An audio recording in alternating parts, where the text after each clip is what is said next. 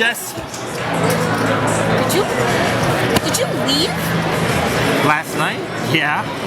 So I've been needling you, saying and going for like 24 hours, and I didn't even notice that you left.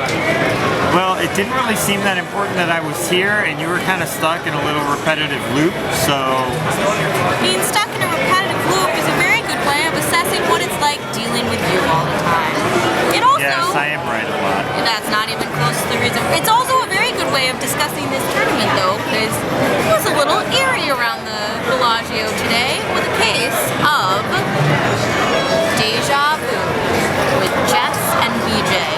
You see, last year, Antonio Esfandiari was chip leader all but one of the days, had big stacks the whole time, went on to win on his birthday. Almost wire to wire. Great tournament for Antonio. Today, Antonio's birthday. Oddly enough, that happened again. What are the odds? More coincidental and surprising than that, Antonio is top 3 in chips. Okay, yeah, that's less likely. And we've seen a lot of the similar storylines we've seen this season and last year, so it's crazy. It's deja vu. But before we talk about those things, let's go ahead and settle it. Alright, yesterday we set the line on the number of Champions Club members to finish in the money. We thought there were 20, there were 18. There were 18.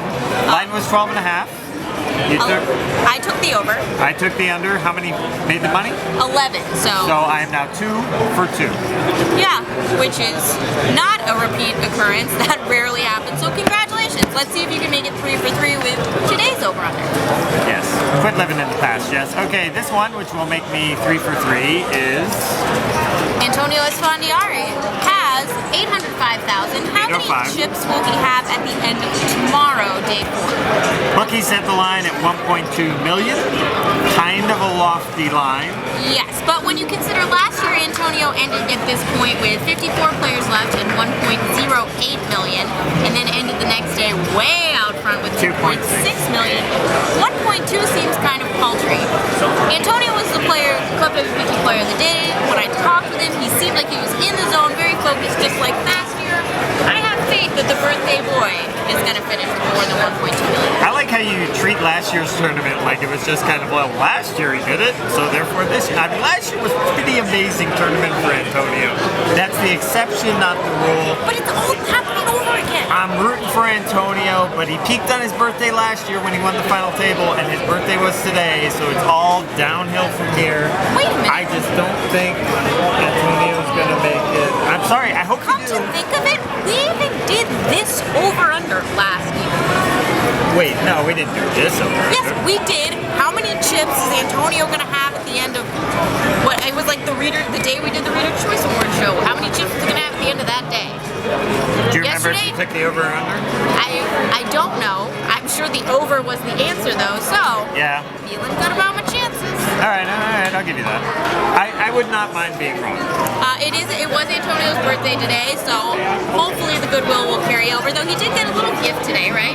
He got 2 gifts. The Royal Flush Girls were going to surprise him on one of the breaks with a birthday cake, and they showed up, got in position, and the last hand before the break we had a huge 3-way pot with Antonio all in against Vanessa Seltz and short stack Darren Elias still in.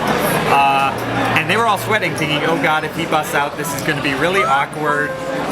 Antonio's 9s held up against Vanessa's Ace-King and Elias's 3s. Antonio won a huge pot, massive pile of chips, big smile on his face, cake from the Royal Flush Girls. Backpack from Club WPT as well. Yeah, that's like way down the list. And most importantly, heaps of chips.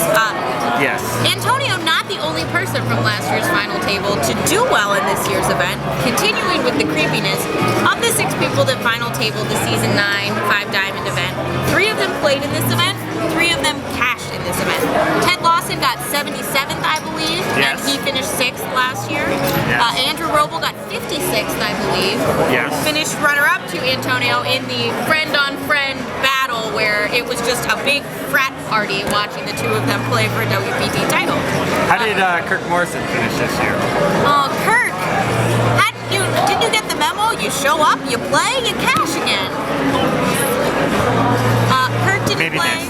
Vanessa Russo, who finished 3rd last year, did not play this event either. However, Vanessa Seltz did, racked up her 2nd WPT cash of this season and in her career. and is sitting above average with 414,000. And 49 players left. One other woman left in the field too, that is Doyle. Yes.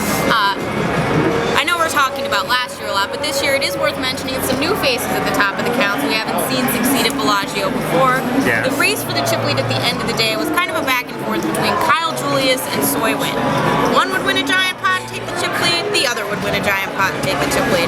Kyle knocked out Eric Baldwin, Kevin Soul, and one of the party poker qualifiers, Alexander Demas. Yes. Yeah, in a gigantic, almost 1 million chip coin flip that Kyle was on the right side of. He ended on top with 1.45 million. Soy pretty close behind him with 1.38 million. I know you saw a lot of his hands. Yeah, Soy kept, he was basically getting hit by the deck. Every time I walk by, Soy's like, I have a straight, I have a flush, I have trips. He won a pot, top set of queens. David Williams says, boy, this must be an easy game when you flop top set every hand. While he's still stacking those chips, he wins the next pot. He flopped middle set with jacks, but, pulled that in. Another one, he had straight over straight against Matt Giannetti. Giannetti was able to lay it down. It was a good laydown. It was the correct laydown. Win let him off the hook and showed the higher straight. And I recall Soy doing well at Legends of Poker one year. It's not the first time he's had WPT success, but the first time we've really seen him. And we haven't seen him at a final table. No, we haven't seen him at a final table. And in a field full of really seasoned pros, Soy, who has kind of made a reputation of admitting he's an amateur to some degree, doing really well for himself. All right, I think that that about wraps it up. And since it's Antonio's birthday, we ought to go and celebrate. But before we do that, yes, what is your favorite birthday-themed movie? Question of the day time. Okay, I know there's like a very obvious answer that everyone from my generation would probably pick. Sorry, there's more than one answer? I thought this was just question of the day. Just say 16 candles so we could be out. Actually, I would say if anyone out there, not a lot of birthday movies, if you can think of any that we can't, send us a tweet or something. Not to me, because I can't respond, but to Jess and BJ. Yeah, send it to @Jess and BJ. Don't forget to vote for @Jess and BJ. We had confirmation. 3 votes, baby. More polling came in overnight. We had Meridu and Melissa Hayden also said they voted for us. Vote for us, get talked about on the show. My favorite birthday themed movie, License to Drive. Corey Haim, Corey Feldman. Not a hugely popular movie, but it came out when I was 16. I was working in a movie theater, saw it many times. Fun, stupid little movie. Can't even get it on Netflix, by the way. The DVD is out of production or whatever. License to Drive. I'm sorry, 16 Candles is the only acceptable answer. You're fired. Jake Ryan and a character named Long Duck Dog. How do you go wrong?